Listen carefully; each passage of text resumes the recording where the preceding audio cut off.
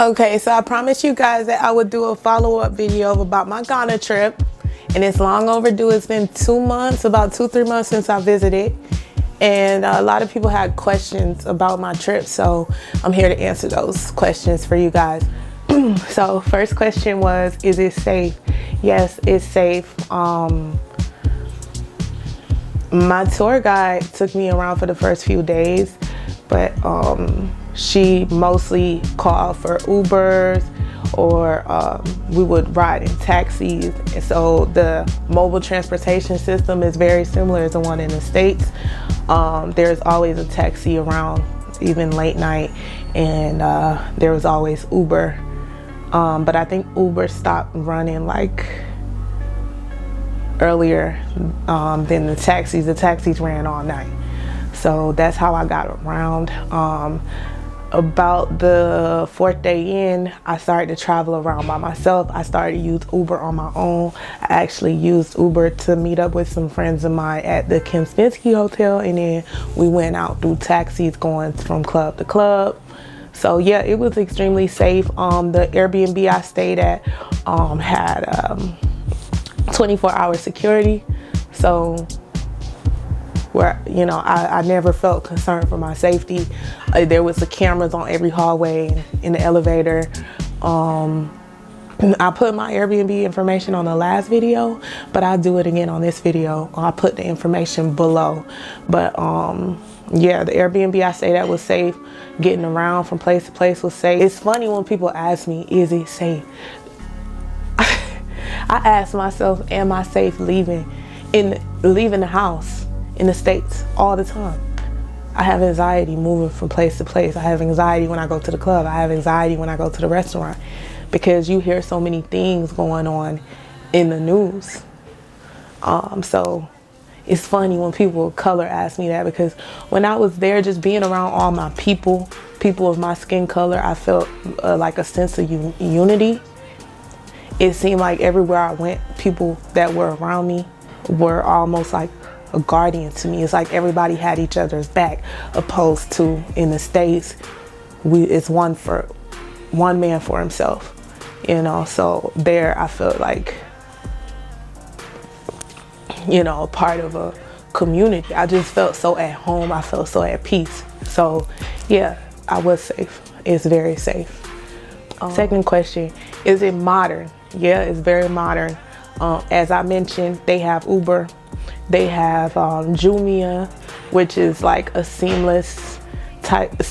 You know how Seamless is in New York? They have a Seamless app that we use to order food, or you know, you could compare it to Uber Eats. It's very similar to Uber Eats. So any time of the night, if I was hungry, I would order the food. So yeah, it was very modern, very, very modern.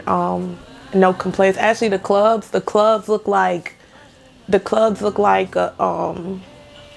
first club I went to was like an outside inside club, so it's like a Miami type of setting. I'm sorry I don't remember the names of the clubs, because by this point I was sipping on Bel Air and smoking on a few cigars, and some of the girls I met from Tanzania, they had weed. So by this time I was already like halfway lit. So I was just going along for the ride. It was just so overwhelming to be in Africa. And it's like, as we were driving, it just feels like anywhere I've been in the States is here all mixed in one. Like the way they hustle is like New York. The nature is like LA, like the mountains, the grasslands, you know, just everything is just like so similar to everywhere I've been in the States. And Jamaica, very similar to Jamaica. So yeah, I mean, the first club we went to was like a Miami club. Second club we went to was like a LA club. And we went to a bar that was almost like a club, and like the elevator was just so beautiful, and just like everybody was dressed very modern, you know. Going in the club was like, I just felt like I was walking into Wakanda. It was just so overwhelming, like to see so many beautiful people, my skin tone and darker, whatever, like all different types of people from all over Africa, just there partying. And you know, I can't explain it, but yeah, it's very modern. Actually a lot more than I expected. So yeah. What documents do you need to travel there? First document you need, of course, is passport. I got a rush passport because this trip was last minute, so I had to get a rush passport, which was a little pricey, but it was worth it. Second document you need, of course, if you get it ahead of time, it's way cheaper. But the second document you need is a yellow card. The yellow card is basically proof of getting the yellow shot vaccine, and also getting I had to get malaria pills. So the person that gave me the yellow shot prescribed me malaria pills, which I had to pick up and start taking 2 days before the trip. They will not let you into Ghana if you do not have a yellow card. The third document you need is a visa. I didn't know that I needed a visa until last minute, and they have all different types of application processes. You can get it way, like, I think over a month ahead of time. But because my trip was so last minute, I had to get it a day. I had to do the 1-day application process, which was kind of pricey. Of course, if you get the visa way ahead of time, it's way cheaper. I think like $60 if I'm not mistaken. Don't quote me on this, but those are the 2 documents you absolutely need with the passport, is a yellow card and a visa. What inspired me to travel to Ghana? There are many things that actually inspired this trip. The first thing that inspired me was visiting Jamaica. When I visited Jamaica, that was my first time ever going back to Jamaica, and I just fell in love with that natural environment. I miss my family. I miss that sense of unity, that sense of peace. So when I look to travel somewhere, this is the same things that I'm searching for, is that sense of peace and that sense of unity. And people were saying Ghana is very similar to Jamaican culture. And that my people that we came from Ghana during the diaspora. So hearing this, of course it sparked my interest. Then some of my clients were telling me like so many good things about Ghana. Like, it's like as soon as I thought about going on a trip, like, things just started to just come to me as signs. And I just followed those signs. Like, some things to me are not a coincidence. So when I'm having people come to me and telling me all these things, and like, you didn't even have any idea that I was going, that is just crazy to me. Like, I'm like, this is not ironic. And I always look at number symbols. I kept seeing 555, which means like expansion, travel, new experiences, positive change. So this sparked my interest too, to be like, travel, where should I travel? There are a ton of things that inspired me. It's not just one thing, honestly.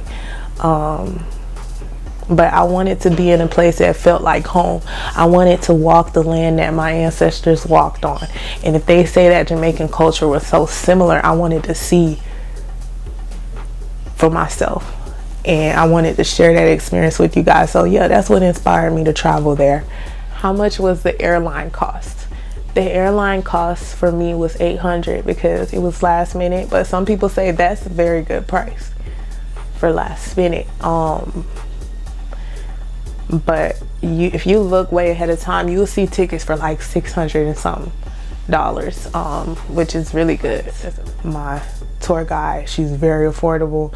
Like, everything just worked out and panned out where I didn't spend no more than like $1,500, and that's good to go back and forth to Africa on food. And honestly, like, the food and stuff is so cheap that when you look at that airline fee, it's not really like, it's really not that much, because that's the highest price you're gonna pay throughout your entire trip. The Airbnb was like $50 a day. So you do the math. So yeah, that was the airline fee. I booked it through, I looked on Cheap Flights and Google Flights. They always have good prices on there. So that's where I booked my flight. My first impression was, wow. And it was very similar to, it's so similar to Jamaican culture. So my first impression was I just kicked back because I feel so at home, but I also felt so overwhelmed because there was so many things I've never seen, like so many things I've never seen, because Jamaica isn't Africa, you know. I just could not believe I was in Africa. People were so hospitable, so nice, so welcoming, so willing to help, and it just amazed me. Like I said, it's similar to every place I've been in. They hustle like New York people. Nobody was just begging. People were always selling something, you know. So that impressed me about the people. Like, I'm like, wow, I would want to be a part of this. I would be prideful to be in this culture, feel very prideful to be in this culture, because I'm a hustler. So that impressed me.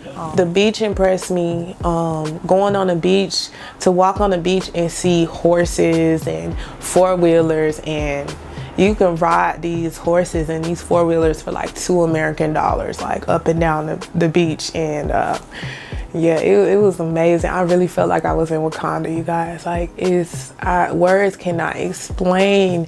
It's so social. They had like bars on the shore of the beach, like along the shoreline, and then like benches along the shore as well, and like kids playing on the beach, and just you could see footprints on the sand. It's just like something you dream about.